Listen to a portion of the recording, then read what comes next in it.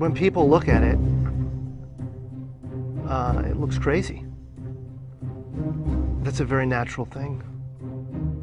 Sometimes when we look at it, it looks crazy. It is the result of reasoned engineering thought, but it still looks crazy. From the top of the atmosphere down to the surface, it takes us 7 minutes.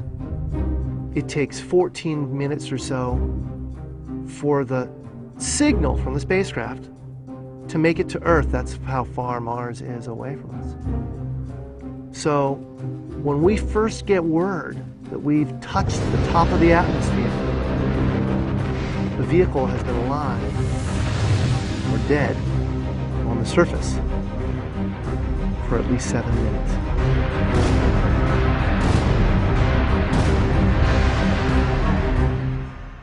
Entry, descent, and landing, also known as EDL, is referred to as the 7 minutes of terror because we've got literally 7 minutes to get from the top of the atmosphere to the surface of Mars, going from 13,000 miles an hour to 0 in perfect sequence, perfect choreography, perfect timing, and the computer has to do it all by itself with no help from the ground. If any one thing doesn't work just right, it's game over.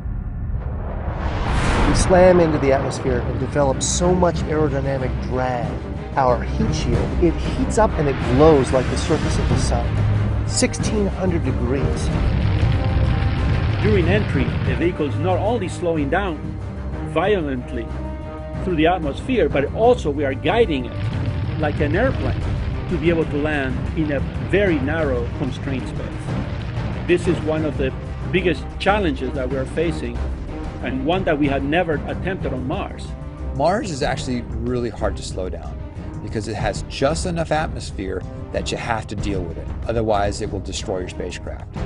On the other hand, it doesn't have enough atmosphere to finish the job.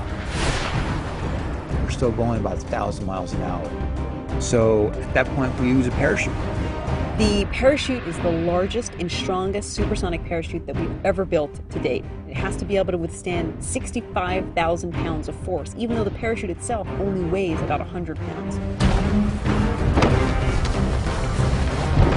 When it opens up that fast, it's a neck-snapping 9 Gs. At that point, we have to get that heat shield off. It's like a big lens cap blocking our view of the ground to the radar.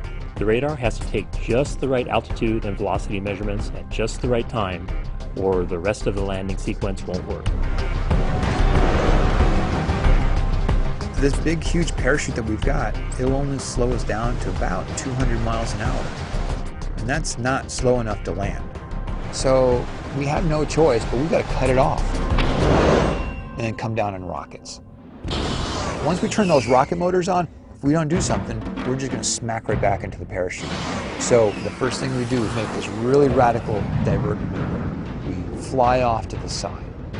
Diverting away from the parachute, killing our horizontal velocity and our vertical velocity, getting the rover moving straight up and down so it can look at the surface with its radar and see where we're going to land.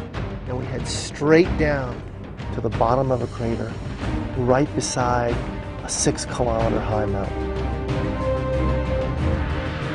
We can't get those rocket engines too close to the ground, because if we were to descend propulsively with our engines all the way to the ground, we would essentially create this massive dust cloud. That dust cloud could then go and land on the rover. It could damage mechanisms and it could damage instruments. So the way we solve that problem is by using the Skycrane maneuver.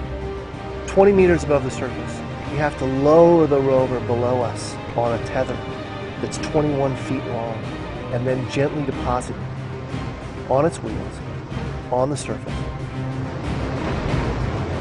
As the rover touches down and is now on the ground, the descent stage is in a collision course with the rover. We must cut the bridle immediately and fly the descent stage to a safe distance from the rover.